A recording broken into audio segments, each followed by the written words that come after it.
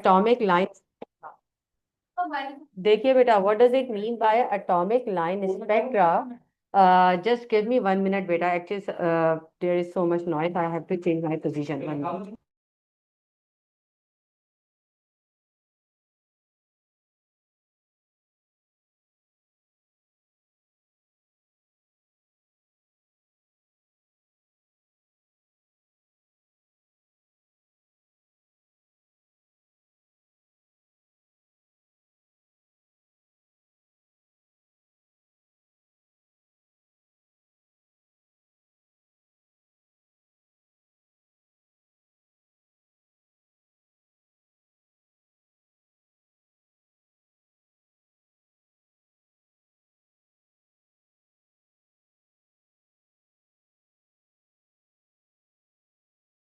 अस्सलाम वालेकुम।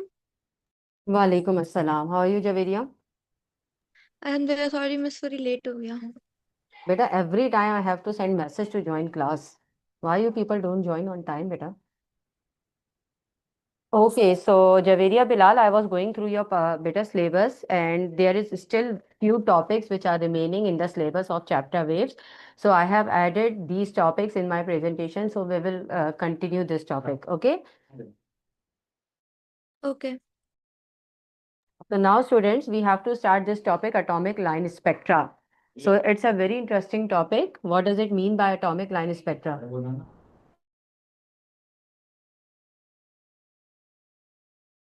Atomic line spectra. देखिए, what they are saying in this topic, when an excited means those electrons which will absorb energy. An excited electron in an atom move from a higher to a lower energy level and emits a photon with an energy corresponding to the difference between these energy levels.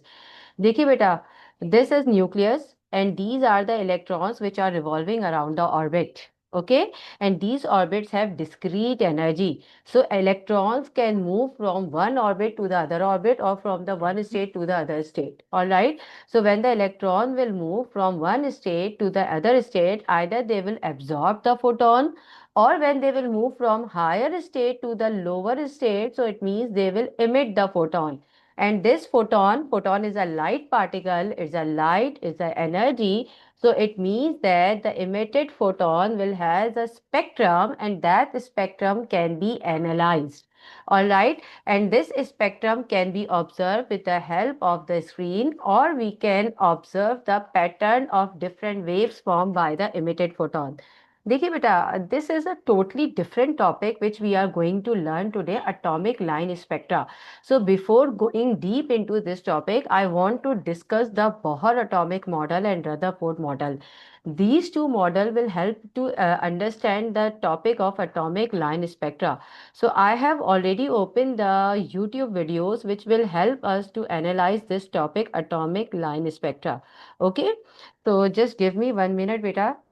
Actually मैंने सारी चीज़ें खोल के रखी थी, but my laptop battery died, so all the browsers has been closed. So let me again open these browsers so we can understand the concept of atomic line spectra. Okay, I have opened multiple videos and I have added the YouTube videos links as well. Mm, yeah, this one, Bohr atomic model.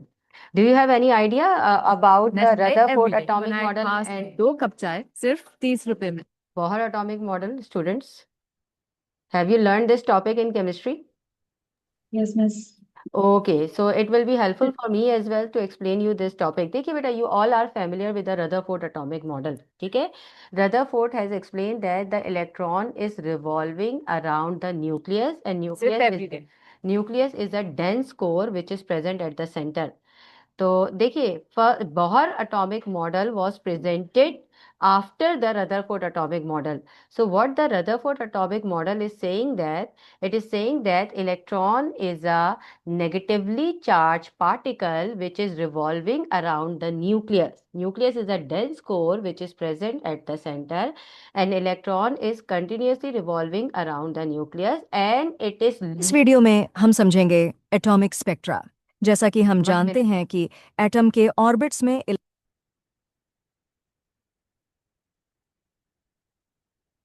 Okay, so now you can see, beta, electron is accelerating around the nucleus, and this electron is releasing the energy. It is losing the energy while it is accelerating around the nucleus.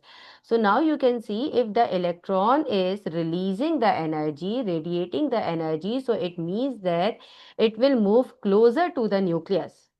As it is releasing energy, so it means it is moving closer to the nucleus. और एक time ऐसा आएगा कि electron will fall into the nucleus and the nucleus will become unstable, so the atom will become unstable. So it means that in this way no matter will exist. देखिए, Rutherford atomic model ने हमें ये बात कही थी कि electron जो है वो न्यूक्लियस के गिर्द रिवॉल्व कर रहे हैं और रिवॉल्व करते हुए वो एक्सेलरेट हो रहे हैं. while they are accelerating, they are releasing the energy. अब जब वो एनर्जी रिलीज कर रहे हैं तो they are decreasing their orbit. ठीक है, अगर आप यहाँ पे देखें वो अपने ऑर्बिट को क्या कर रहे हैं बेटा, डिक्रीज कर रहे हैं वाइल एक्सेलरेटिंग. और जितना ही अपने ऑर्बिट को डिक्रीज कर रहे हैं तो एक टाइम ऐसा आएगा कि एनर्जी कम होते होते होते होते इतनी कम हो जाएगी कि ये इलेक्ट्रॉन न्यूक्लियस के अंदर फॉल हो जाएगा. अब आप सोचें, if all the electrons will fall in the nucleus, तो इसका मतलब एटम का तो वजूद ही खत्म हो गया. और एटम का वजूद खत्म हो गया तो no matter should exist in the universe. लेकिन एक्चुअल में अगर आप देखें ऐसा होता नहीं है. तो it means that Rutherford atomic model fail to explain the concept of electron in the energy level clearly. Rutherford ने न्यूक्लियस का कॉन्सेप्ट तो बहुत अच्छा दिया था कि nucleus is a dense core which is present at the centre, but वो electron के कॉन्सेप्ट को एक्सप्लेन करने के लिए फेल हो गया था. ठीक है, तो now the Bohr explain the concept of electron clearly, that how the electrons are revolving around the orbit. So this is the Bohr atomic model, all right, which is showing that the energy around the nucleus exists in terms of discrete orbit. It means the orbits are discrete, they have fixed energy and electrons are revolving in this fixed energy state. ठीक है, electron. जी Javeria. Discrete मतलब? Discrete का मतलब fix energy. इन orbits की energy जो है वो fix है. देखिए, लास्ट टाइम भी आप लोगों को मैंने बताया था कि इलेक्ट्रॉन जो है वो यहाँ रिसाइड कर सकता है, यहाँ रिसाइड कर सकता है. इलेक्ट्रॉन इन दो ऑर्बिट्स के बीच में रिसाइड नहीं कर सकता because electrons are in the discrete energy level. Electrons जो है वो फिक्स, यहाँ पे देखिए फिक्स का वर्ड यूज किया हुआ है ना, फिक्स मीन्स डिस्क्रीट. इलेक्ट्रॉन जो है वो फिक्स ऑर्बिट में मूव करते हैं, फिक्स ऑर्बिट में रिवॉल्व कर रहे हैं, उनकी एनर्जी क्वांटाइज्ड है. जैसे हमने लाइट के लिए बात की थी ना कि लाइट में फोटॉन्स होते हैं, उनकी एनर्जी फिक्स होती है. बिल्कुल इसी तरह बेटा इलेक्ट्रॉन न्यूक्लियस के गिर्द जो ऑर्बिट्स है इनकी एनर्जी फिक्स है. ठीक है, और इलेक्ट्रॉन सिर्फ इन्हीं फिक्स ऑर्बिट में मूव कर सकते हैं, इसके अलावा ये इलेक्ट्रॉन इस बीच में नहीं आ सकते. अच्छा, दूसरी बात जो नील बोहर ने की थी वो ये थी कि जितना इलेक्ट्रॉन न्यूक्लियस से दूर होगा, यानी कि जितना हायर एनर्जी स्टेट में होगा, उस इलेक्ट्रॉन की एनर्जी उतनी ही ज्यादा होगी. Like if I talk about these three electrons in the level 1, level 2 and level 3, so this electron will have greatest energy as compared to the level 1 and level 2 electron. ठीक है, तो इसका मतलब जो इलेक्ट्रॉन न्यूक्लियस के करीब होगा उसकी एनर्जी सबसे कम होगी, और जो इलेक्ट्रॉन आउटर मोस्ट शेल में होगा इसका मतलब उसकी एनर्जी सबसे ज्यादा होगी. ये चीज समझ में आ रही है स्टूडेंट्स? जी. ठीक है. अच्छा, ये बोहर एटॉमिक मॉडल हम ये बिला वजह डिस्कस नहीं करें, इसके क्वेश्चन भी आए हुए हैं आपके पास पेपर्स में. ठीक है. अच्छा, बोहर ने 3 पोस्टुलेट दिए थे रिगार्डिंग इट्स एटॉमिक मॉडल. ठीक है. Postulate 1, in an atom electron revolve around the positively charge nucleus in a definite circular path. Definite, why he is using the word definite means the circular orbit is the fixed orbit. उसने इसको orbits का नाम दिया था. जो हम अब पढ़ते हैं एटम का स्ट्रक्चर, कि एटम्स में न्यूक्लियस के गिर्द जो है फिक्स ऑर्बिट्स हैं. ठीक है, डिस्क्रीट ऑर्बिट्स हैं. Second postulate, the energy levels are represented by an integer numbers known as quantum numbers. Quantum numbers, तो एनर्जी नंबर्स जो है वो फिक्स है, यानी कि first orbit, second orbit, third orbit, ये फिक्स नंबर है. इलेक्ट्रॉन कभी भी कंटिन्यूअस ऑर्बिट में लाई नहीं करेगा. कंटिन्यूअस ऑर्बिट का कोई कॉन्सेप्ट नहीं है. एनर्जी जो है वो फिक्स ऑर्बिट है, फिक्स ऑर्बिट की फिक्स एनर्जी है. ठीक है. Now look at the third postulate which is very very important. The electron in an atom move from a lower energy level to a higher energy level by gaining the required energy. देखिए, electron जो है inner levels में transition कर सकते हैं. क्या मतलब? इसका मतलब यह है कि this electron can move the higher energy this orbit, this orbit, this orbit. ये डायरेक्टली यहाँ पे भी जंप कर सकता है, ये यहाँ पे भी जंप कर सकता है, ये यहाँ पे भी जंप कर सकता है। लेकिन सवाल ये कि ये जंप करेगा कैसे? ये जंप जब भी करेगा जब इसको इतनी एनर्जी मिलेगी जितनी इन दो ऑर्बिट्स के बराबर है। अगर ये इलेक्ट्रॉन इतनी energy in terms of radiation absorb करे तो इसका मतलब ये है कि ये इलेक्ट्रॉन यहां से जंप करके यहां आ जाएगा। ठीक है? वो दोबारा बोलें जवेरिया।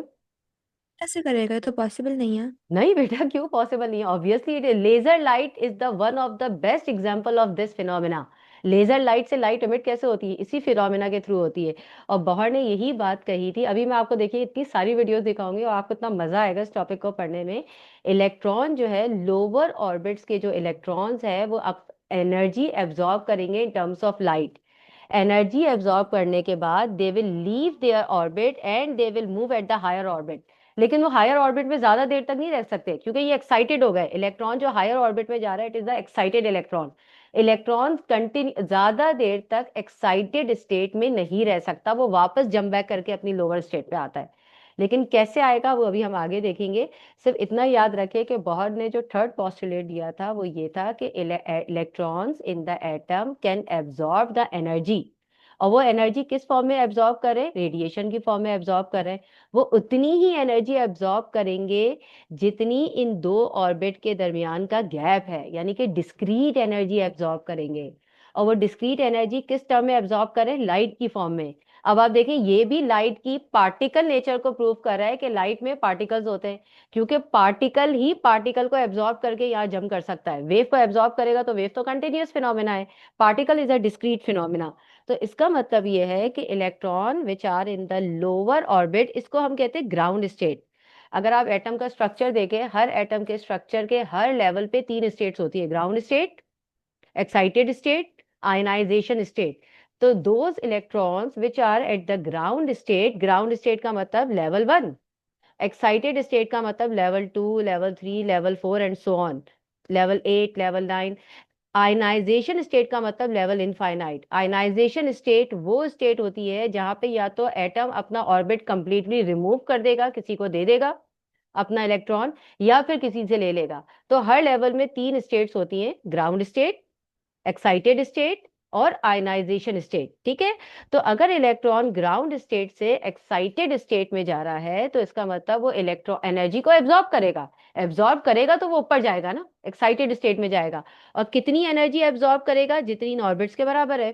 अगर उसको हायर ऑर्बिट में जाना है तो इसका मतलब तीन एनर्जी लेवल्स के बराबर उसको वो एनर्जी एब्जॉर्ब करेगा तो ही वो हायर स्टेट में जा सकता है। ये तीन पोस्टुलेट दिए थे बोहर्स ने रिगार्डिंग द एटॉमिक स्ट्रक्चर। इतनी बात समझ में आ रही है बेटा? मुझे मुझे लास्ट स्टेट समझ नहीं, आयनाइजेशन स्टेट। अच्छा देखिए, लास्ट वाला पोस्टुलेट क्या है? लास्ट वाला पोस्टुलेट ये है कि कोई भी इलेक्ट्रॉन जो है, अच्छा देखें एक मिनट, मैं इसको इस तरह से एक्सप्लेन करती हूँ। अभी इस एटॉमिक स्पेक्ट्रा को छोड़ दें, यहाँ देखें। देखिए स्पेक्ट्रम क्या होता है हमारे पास, मुझे बताएं। सन जो है, सन जो लाइट एमिट कर रहा है, sun light consist of photon, right Javeria? उस फोटोन की लाइट को जब हम प्रिज्म से पास करेंगे और उसका स्पेक्ट्रम एनालाइज करेंगे तो मुझे बताएं हमें कंटिन्यूस स्पेक्ट्रम मिलेगा एक। जी। ठीक है, इट्स अ कंटिन्यूअस स्पेक्ट्रम। तो बेसिकली स्पेक्ट्रम दो तरह के होते हैं, ठीक है? One is continuous spectrum and the other is line spectrum. ठीक है, मैंने आपको क्या कहा? स्पेक्ट्रम दो तरह के होते हैं। First one is called continuous spectrum, जैसे रेनबो बन रही है, डिस्पर्जन का फिनोमेना हो रहा है, सोप बबल पे आपको कलर नजर आ रहे हैं, थिन फिल्म पे कलर्स नजर आ रहे हैं। इट्स अ कंटिन्यूअस स्पेक्ट्रम जो हम अपनी डेली लाइफ में देख रहे होते हैं। दूसरा स्पेक्ट्रम कहलाता है लाइन स्पेक्ट्रम, इसको डिस्क्रीट स्पेक्ट्रम भी कहते हैं। अब ये कैसे ऑब्जर्व होगा?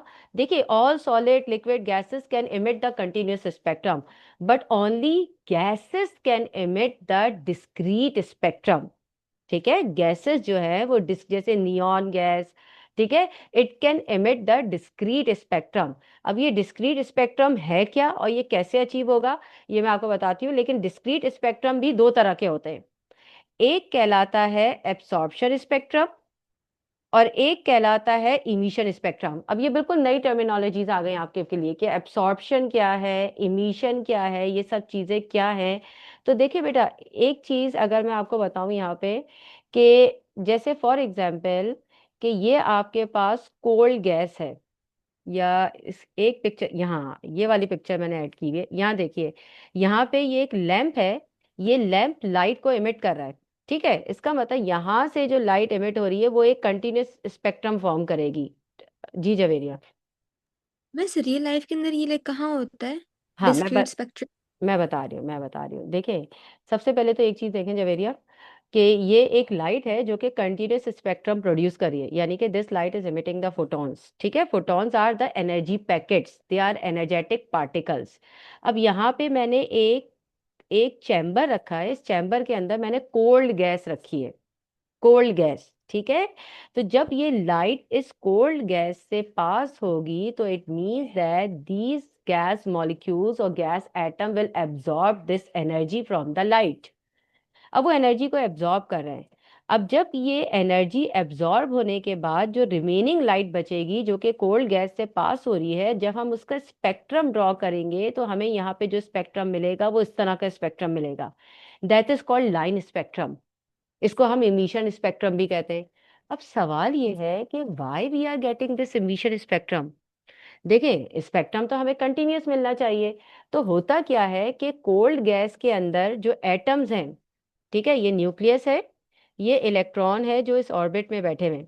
ठीक है, जब ये लाइट इस कोल्ड गैस के एटम पे फॉल हो रही है तो इसका मतलब ये है कि यहाँ पे जो इलेक्ट्रॉन्स लोअर ऑर्बिट में बैठे हैं, दे will absorb the light radiation in terms of photons. ये लाइट रेडिएशन इस पे फॉल हो रही है ना, ये इलेक्ट्रॉन इन लाइट रेडिएशंस को एब्जॉर्ब करेंगे।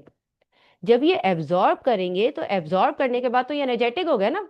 जब कोई भी चीज एनर्जेटिक होती है तो वो अपनी स्टेट में नहीं रहती, वो हायर स्टेट में चले जाती है। तो इसका मतलब ये है कि this electron will move in the higher state, ये हायर स्टेट में चला जाएगा।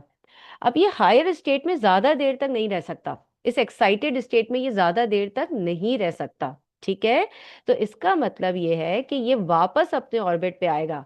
अब जब ये वापस आएगा जवेरिया, तो मुझे बताएं ये इलेक्ट्रॉन को रिलीज करेगा, फोटॉन को रिलीज करेगा, सॉरी बेटा, जब ये वाप फोटॉन को। देखें, फोटॉन को एब्जॉर्ब करके ऊपर गया था तो फोटॉन को इमिट करेगा।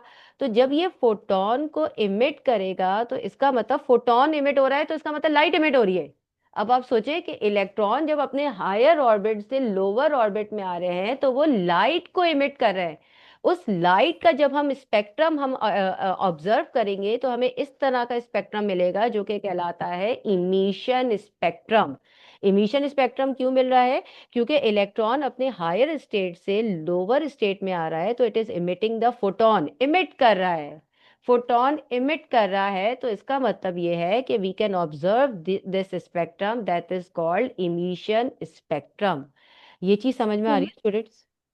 मतलब कि the bouncing back of electrons from lower to higher energy level produces light.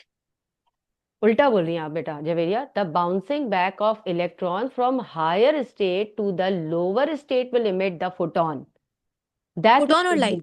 Photon और लाइट, बिल्कुल हायर से लोअर में आएगा। देखिए, लोअर से हायर में पहुंचाने के लिए इसको एनर्जी एब्जॉर्ब करनी पड़ेगी, और it will absorb the energy from the light. जैसे अगर फर्ज करें, सपोज करें कि यहाँ पे कोल्ड गैस मॉलिक्यूल्स हैं, ठीक है, इस पे लाइट शाइन हो रही है। जब लाइट इसके ऊपर शाइन होगी तो ये लाइट को एब्जॉर्ब करेगा, क्योंकि कोल्ड गैस है, कोल्ड गैस का टेम्परेचर कम है, तो it will absorb the energy, it will absorb the energy in terms of light. तो जब हम इस एब्जॉर्ब एनर्जी, ये कितनी एनर्जी एब्जॉर्ब कर रहा है, इसका स्पेक्ट्रम देखेंगे तो हमें ये स्पेक्ट्रम मिल रहा है। अब सवाल ये है कि साइंटिस्ट ने कहा कि यहाँ पे ये ब्लैक लाइंस क्यों आ रही है भाई, ये ब्लैक लाइंस मिसिंग क्यों है? ये ब्लैक लाइंस इसलिए मिसिंग है कि ये वो वेवलेंथ है जो कि इस कोल्ड गैस ने एब्जॉर्ब कर ली। यहाँ पे ये जो लाइंस नजर आ रही है ना, आज मैंने इसको बड़ा डीप में स्टडी किया और मुझे बड़ा मजा आया कि ये लाइंस क्यों नजर आ रही हैं हमें। ये लाइंस इसलिए नजर आ रही हैं कि ये वो वेवलेंथ है जो मिसिंग है। ये मिसिंग क्यों है? क्योंकि कोल्ड गैस मॉलिक्यूल्स ने ये सर्टेन वेवलेंथ को एब्जॉर्ब कर लिया। जब ये सर्टेन वेवलेंथ एब्जॉर्ब हो गई तो अब जो बाकी की लाइट बचेगी वो ये बचेगी, और इसका स्पेक्ट्रम यहाँ मिल रहा है। देखिए स्पेक्ट्रम तो हमें कंटिन्यूअस मिलना चाहिए, but why we are getting the discrete spectrum, discrete क्यों मिल रहा है? देखिए यहाँ पे अगर मैं देखूंगी कंटिन्यूअस मिलेगा, but this absorbing element which is a cold gas, it will absorb certain wavelength light. Certain wavelength light, मुझे कैसे पता लगा कि वो सर्टेन वेवलेंथ लाइट को एब्जॉर्ब कर रहा है? तो यहाँ देखिए ये न्यूक्लियस है, ये इलेक्ट्रॉन है, तो इस इलेक्ट्रॉन को इस ऑर्बिट से हायर ऑर्बिट में जाने के लिए जितनी वेवलेंथ चाहिए होगी ये उतनी ही एनर्जी एब्जॉर्ब करेगा, उससे ज्यादा नहीं कर सकता, उससे कम नहीं कर सकता। Because electron can absorb the discrete amount of energy, fix amount of energy, और वो इतनी एनर्जी होगी जितनी वो यहाँ से एब्जॉर्ब कर सकता है। तो वो रेड कलर में भी आ सकता है, ऑरेंज में भी आ सकता है, येलो में भी आ सकता है। भाई हमें क्या पता कितनी एनर्जी वो एब्जॉर्ब कर रहा है? जितना इसका ऑर्बिटल गैप होगा, जितना दो एनर्जी लेवल के दरमियान गैप होगा, वो उतनी एनर्जी एब्जॉर्ब करेगा। तो वो देखिए लाइट तो एक बहुत बड़ा स्पेक्ट्रम है ना, तो उस स्पेक्ट्रम से, विजिबल लाइट के स्पेक्ट्रम से वो कोई सी भी एनर्जी एब्जॉर्ब कर सकता है। तो जो एनर्जी वो एब्जॉर्ब करेगा, इसका मतलब वहां पे ये ब्लैक लाइन क्रिएट कर रहा है, मिसिंग है यहाँ पे, वो वेवलेंथ ही मिसिंग है। अगर आप देखें ये वेवलेंथ मिसिंग है, ये वेवलेंथ मिसिंग है, ये वेवलेंथ मिसिंग है, इसका मतलब ये वेवलेंथ और लाइट और एनर्जी और फोटोन इन इलेक्ट्रॉन से एब्जॉर्ब कर लिए। एब्जॉर्ब करने के बाद ये जो स्पेक्ट्रम आ रहा है, अगर हम यहाँ पे ऑब्जर्व करेंगे, that is called absorption spectrum. ठीक है। अब चूंकि मैंने आपसे कहा कि इलेक्ट्रॉन जब फोटो लाइट को एब्जॉर्ब करेगा तो वो हायर स्टेट में जाएगा, ठीक है। ये इलेक्ट्रॉन था, इसने यहाँ से जो लाइट आ रही थी वो एनर्जी एब्जॉर्ब की, अब ये हायर स्टेट में चला गया।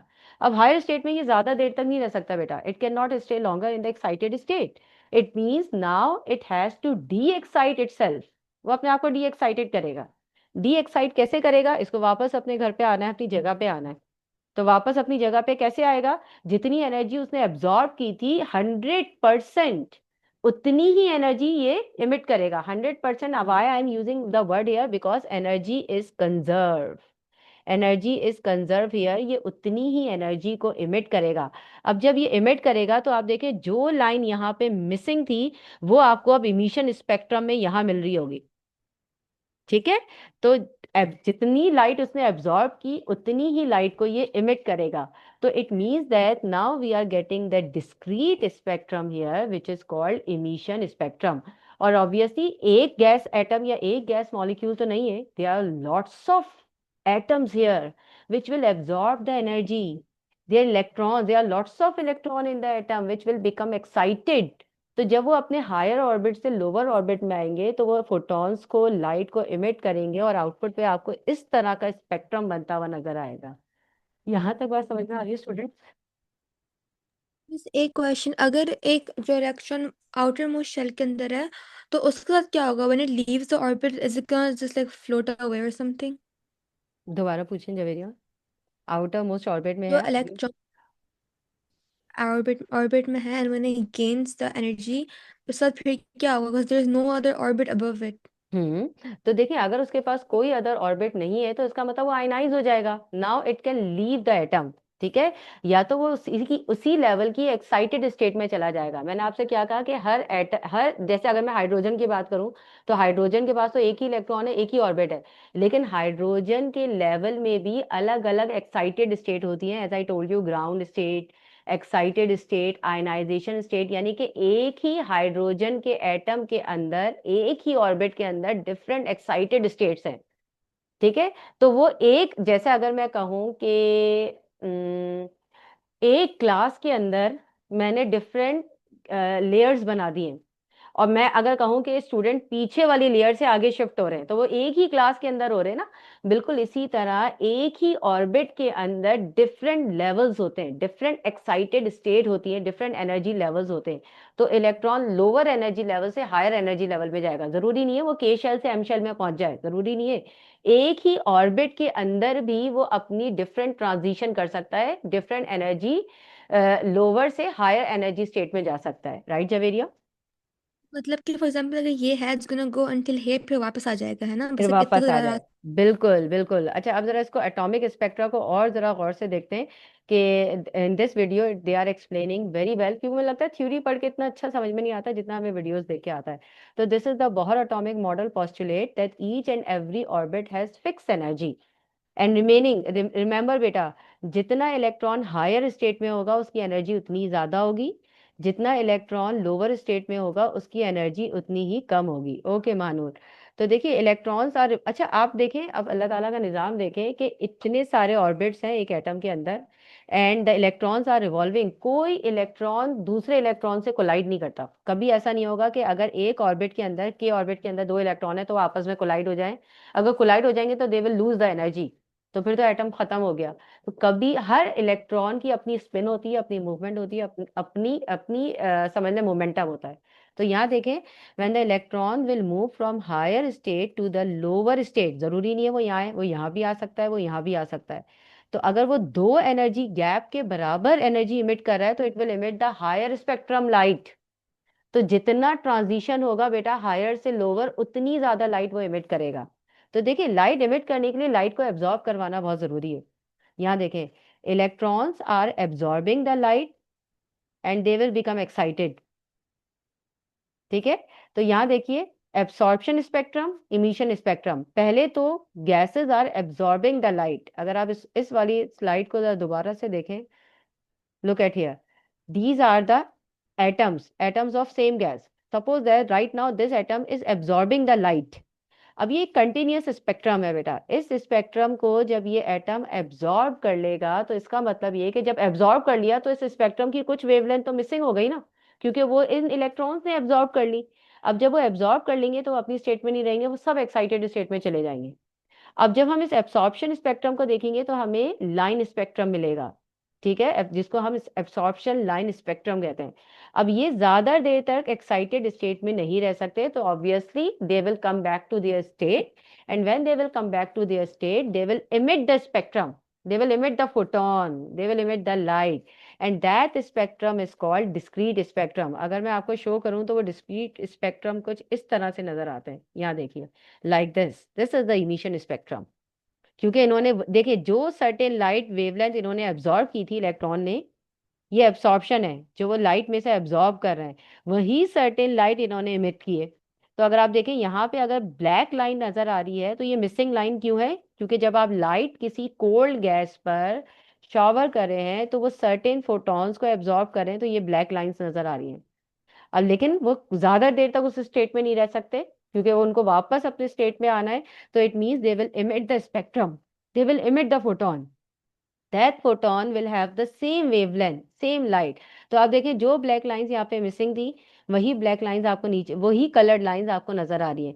तो इसका मतलब वो इलेक्ट्रॉन्स जब अपने ऑर्बिट में वापस आएंगे तो वो फोटोन इमिट करेंगे, और वो फोटोन जो होगा उसी लाइट का होगा जिस लाइट का फोटोन उन्होंने एब्जॉर्ब किया था। यहाँ तक बात समझ में आ रही है स्टूडेंट्स? मिस पहला वाला डिस्क्रीट है और सेकंड वाला इमिशन है। दोनों डिस्क्रीट है, दोनों डिस्क्रीट है। कंटिन्यूस स्पेक्ट्रम तो बेटा वो होता है जो जैसे रेनबो है जिसमें कलर्स मिक्स हो रहे हैं, वो कंटिन्यूस स्पेक्ट्रम है। ये दोनों डिस्क्रीट स्पेक्ट्रम है। डिस्क्रीट स्पेक्ट्रम की टू टाइप्स होती है। एक कहलाता है एब्सॉर्प्शन स्पेक्ट्रम, ठीक है, जब इलेक्ट्रॉन लाइट को एब्जॉर्ब करेंगे, ठीक है, और एक कहलाता है इमिशन स्पेक्ट्रम। अगर आप इन दोनों को ऐड कर देना तो फिर से कंटिन्यूस स्पेक्ट्रम मिल जाएगा। आ रही है बात समझ में? अगर आप इन दोनों को कंबाइन करेंगे तो again you will get the continuous spectrum, जो कि हमारी ओरिजिनल लाइट का होता है। ठीक है, ये थोड़ा सा टॉपिक आपको टाइम लगेगा समझने में। अभी हम समझने, अभी तो हमने स्टार्ट किया है इसको, अभी और देख लेते हैं। अच्छा जी, यहाँ देखें, it's a white light which is passing from the prism. तो ये कंटिन्यूस स्पेक्ट्रम बना रही है। ठीक है, ये देखें, ये कंटिन्यूस स्पेक्ट्रम हमें मिल रहा है।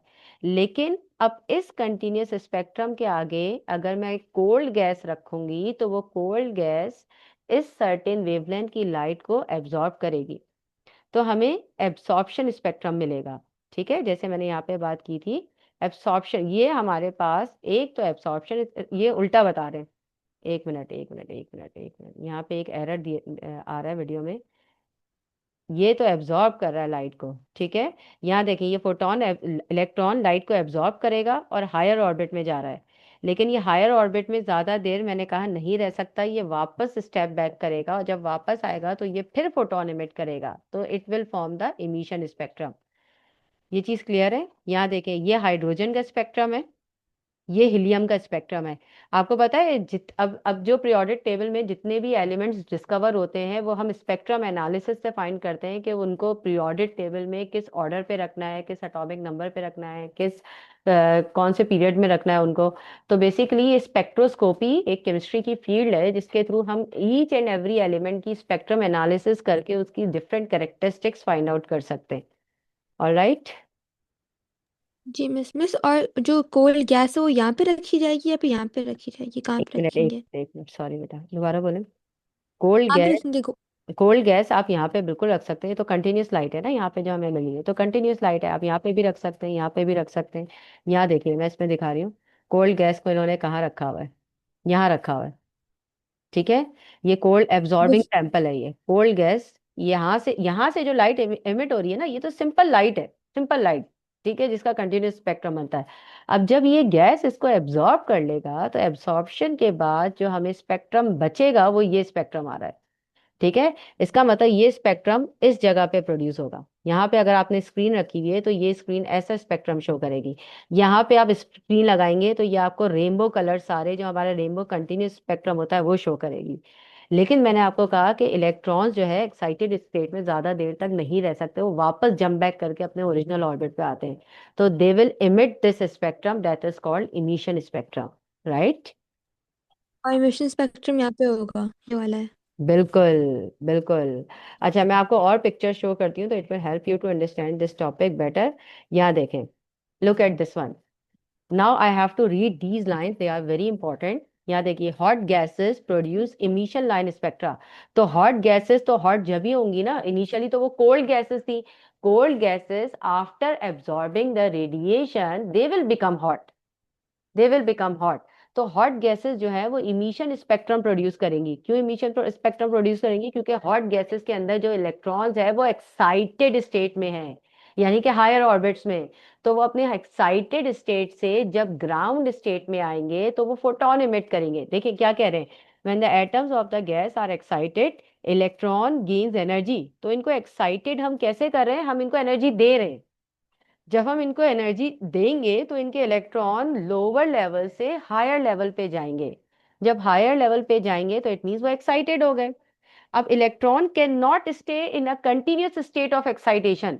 तो ये बात मैं आपको बार बार कह रही हूँ कि इलेक्ट्रॉन ज्यादा देर तक एक्साइटेड स्टेट में नहीं रह सकता। It will move back to the lower energy level, that process is called de excitation. जैसे फॉर एग्जाम्पल, ये लोअर ऑर्बिट है, ये हायर ऑर्बिट है। इनिशियली जब कोल्ड गैस थी तो इलेक्ट्रॉन्स यहाँ बैठे हुए थे। इन्होंने एनर्जी एब्जॉर्ब की, एनर्जी एब्जॉर्ब करके कुछ इलेक्ट्रॉन्स यहाँ चले गए, कुछ यहाँ चले गए, कुछ यहाँ चले गए। ठीक है, जिन्होंने जिस वेवलेंथ की लाइट एब्जॉर्ब की होगी वो उतने हायर लेंथ पे जाएंगे। ठीक है। तो इसका मतलब ये है कि ये ज्यादा देर तक अपनी एक्साइटेड स्टेट में नहीं रह सकते। They have to move back to their home, they have to move back to their lower level. अब जब ये वापस आएंगे तो उसी फोटोन की एनर्जी को क्या करेंगे? उसी एनर्जी का फोटोन इमिट करेंगे। ठीक है। तो during D excitation energy must be conserve, यानी कि जितनी एनर्जी इन्होंने एब्जॉर्ब की थी ये उतनी ही एनर्जी इमिट करेंगे, कोई एनर्जी लॉस नहीं होगी। और इसके नतीजे में जब आप इस स्पेक्ट्रम को एनालाइज करेंगे तो आपको इमिशन स्पेक्ट्रम मिलेगा। यहाँ तक बात समझ में आ रही है स्टूडेंट्स? तो आपने भी कहा था कि higher the wavelength observed absorbed, higher the electrons travel, तो यहाँ पे रेड नहीं होना चाहिए और यहाँ पे नहीं ब्लू होना नहीं चाहिए। नहीं, मैंने ये बात नहीं कही। मैंने कहा जितना हाई एनर्जेटिक फोटोन वो एब्जॉर्ब करेगा उतनी ही हाई एनर्जी लेवल का गैप आएगा। अब आप ये सोचें कि वेवलेंथ और फ्रीक्वेंसी में इनवर्स रिलेशन है। फोटोन का फॉर्मूला क्या होता है जवेरिया? H mu. इसका मतलब ये कि जितना मुझे इलेक्ट्रॉन को ऊपर पहुंचाना है उतनी ही हाई एनर्जी वेव इसको एब्जॉर्ब करनी पड़ेगी। तो एनर्जी हाई का मतलब फ्रीक्वेंसी हाई, फ्रीक्वेंसी हाई का मतलब वेवलेंथ मस्ट बी लो। तो अगर वॉयलेट लाइट एब्जॉर्ब करेगा ये वॉयलेट लाइट तो उतना हायर लेवल पे जाएगा। और रेड लाइट, चूंकि रेड लाइट की वेवलेंथ ज्यादा होती है, फ्रीक्वेंसी कम होती है, फ्रीक्वेंसी कम का मतलब एनर्जी कम, तो उतना ही लोअर लेवल पे ट्रांजिशन करेगा। और जितनी अल्ट्रा वायलेट लाइट एब्जॉर्ब करेगा और उतने हायर लेवल पे जाएगा, because ultra violet radiation has greater frequency as compare to the visible light. ठीक है। Okay miss. ठीक है, ये चीज भी पेपर में आई हुई है, ये टॉपिक भी पेपर में आया हुआ है कि वॉयलेट लाइट से electron will jump at the higher energy level as compare to the red light. बल्कि मैंने यहाँ पे शायद एक पिक्चर ऐड भी की हुई होगी, यहाँ देखें। रेड लाइट से हायर लेवल से लोअर लेवल पे जब आ रहा है तो ये रेड लाइट इमिट कर रहा है, क्योंकि यहाँ पे देखें बैंड गैप कितना कम है। ठीक है, इसका मतलब जो फोटोन इमिट होगा उसकी फ्रीक्वेंसी कम होगी, एनर्जी कम होगी, वेवलेंथ ग्रेटर होगी, तो रेड में आ रहा है। अब यहाँ पे देखें कितना ग्रेटर एनर्जी गैप है इन दो लेवल्स के बीच में। इसका मतलब ये एनर्जी ज्यादा है तो फ्रीक्वेंसी ज्यादा है, फ्रीक्वेंसी ज्यादा है तो वेवलेंथ कम होगी, वेवलेंथ कम होगी तो उतना ही लाइट वॉयलेट रीजन में लाई करेगी। इसका मतलब ये है कि रेड कलर की वेवलेंथ अगर आपको इमिट करवानी है तो आपको इलेक्ट्रॉन को लोअर लेवल पे एक्साइटेड करना पड़ेगा, और अगर वॉयलेट कलर की वेवलेंथ इमिट करवानी है तो हायर ऑर्बिट में एक्साइटेड करना पड़ेगा। ये चीज समझ में आ रही है स्टूडेंट्स? जी ये टॉपिक थोड़ा समझ में आ रहा है या नहीं? आ रहा है। देखें दोबारा से, अब जरा शुरू से देखते हैं कहाँ से हमने स्टार्ट किया था कि एटॉमिक लाइन स्पेक्ट्रा है क्या। एटॉमिक लाइन स्पेक्ट्रा का मतलब ये है कि electrons they will absorb the energy, after absorbing the energy they will move to the higher orbit. when they will move to the higher orbit they will become excited, ये एक excited electron है। Electron cannot stay at this state for long time, so it means it will move back to the ground state again। जब ये वापस आएगा तो ये इतना ही एनर्जी इमिट करेगा, ठीक है, यानी कि फिक्स एनर्जी इमिट करेगा, और वो फिक्स एनर्जी जो है फोटोन की फॉर्म में होगी, यानी कि लाइट की फॉर्म में होगी। देखिए ये भी लाइट के पार्टिकल नेचर को ही प्रूव कर रहा है। आप सोचिए ये फिक्स एनर्जी इमिट कर रहा है, वेव्स की एनर्जी फिक्स नहीं है, but particle has fix energy. Discrete energy absorb कर रहा है, डिस्क्रीट एनर्जी ही इमिट कर रहा है। तो जब ये एब्जॉर्ब करेगा तो it will form the absorption spectrum, और जब ये इमिट करेगा तो it will form the create the emission spectrum. तो यहाँ देखिए ये एक एटॉमिक लाइन स्पेक्ट्रा बेसिकली दो तरह के होते हैं, डिस्क्रीट स्पेक्ट्रम दो तरह के होते हैं, एक कहलाता है एब्सॉर्प्शन स्पेक्ट्रम और एक कहलाता है इमिशन। एब्सॉर्प्शन जब होगा जब इलेक्ट्रॉन्स एनर्जी एब्जॉर्ब कर रहे हैं, ठीक है, तो they are absorbing the certain frequencies. ठीक है, अब देखें अगर मैं इस लाइट की बात करूँ तो यहाँ ये वाली एनर्जी जो इलेक्ट्रॉन एब्जॉर्ब कर रहे हैं ये सबसे हायर स्टेट में जाएंगे, because it has greater frequency greater energy. ठीक है, और ये एनर्जी जो इलेक्ट्रॉन एब्जॉर्ब कर रहे हैं ये सिर्फ एक लेवल से दूसरे लेवल पे जा सकते हैं, ठीक है, 1 से 2 पे जा सकते हैं, because the red colour has less frequency less energy. लेकिन जो वॉयलेट लाइट एब्जॉर्ब करे तो they must move at the higher energy level. Mahnoor, Nabila, Bilal, are you understanding this topic बेटा? Yes, miss. ठीक है, तो it is proving the wave particle nature of light as well. ठीक है, अब मैंने आपको बताया स्पेक्ट्रम, स्पेक्ट्रम दो तरह के होते हैं, कंटिन्यूस डिस्क्रीट। कंटिन्यूस स्पेक्ट्रम वो है जो हमारी सूरज की रोशनी फॉर्म कर रही है। डिस्क्रीट स्पेक्ट्रम जो है basically discrete spectrum is form by the different elements in the periodic table. अगर हम सोडियम का स्पेक्ट्रम देखें, सोडियम का स्पेक्ट्रम सबसे ब्राइटेस्ट बनता है क्योंकि सोडियम की आयनाइजेशन स्टेट जो है, आयनाइजेशन पोटेंशियल एनर्जी सबसे ज्यादा होती है। ठीक है, तो sodium will form the brightest spectrum in the periodic table. अब ये जो लाइन स्पेक्ट्रम है it is further divided into 2 category, absorption spectrum, emission spectrum. तो देखिए एब्सॉर्प्शन के लिए जी जवेरिया। Sodium hydrogen